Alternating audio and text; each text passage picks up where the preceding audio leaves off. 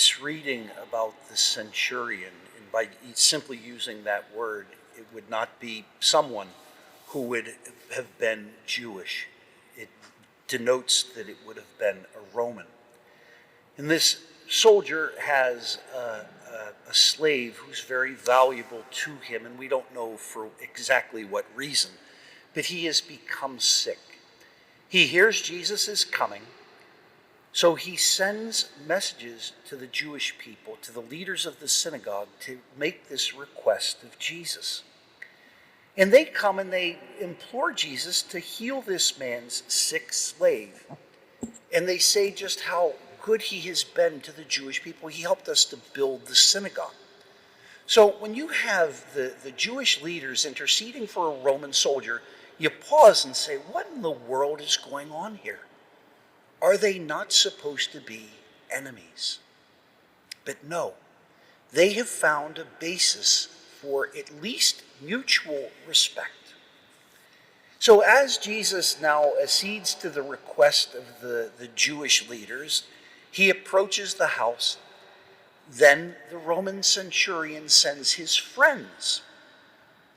Now, it doesn't say whether they're Jewish or not, but they now come and stop Jesus and say, this guy says, I'm not worthy. Don't trouble yourself any further.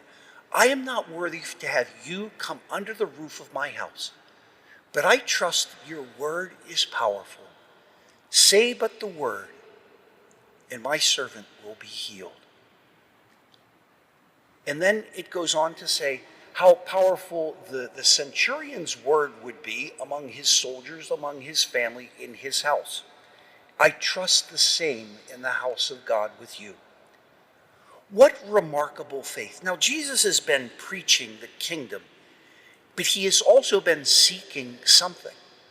He proclaims one thing, but he seeks a response. He seeks faith in all of the different ways that it can manifest itself. And Jesus finds in the most unbelievable place faith in his power, recognizing who he is and where he comes from. But also there is this sense of community. The Jewish people have found a friend in a Roman centurion. The Roman centurion has found an expression of faith in the Jewish people. Those things that divide have been put aside. And where this has been put aside, the kingdom in its power can operate.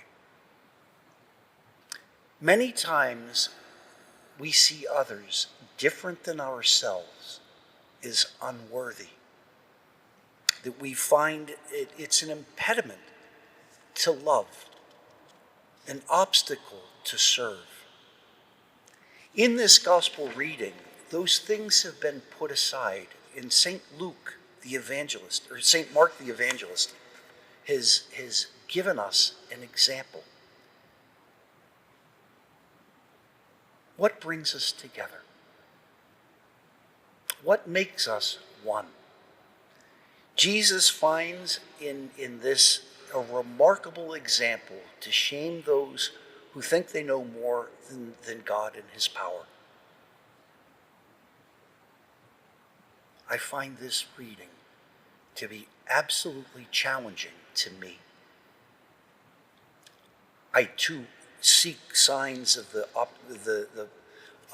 power of God in our midst, and sometimes it is not in the holy people, but sometimes in those who are less privileged that we see the love, the honor, in the ordinary.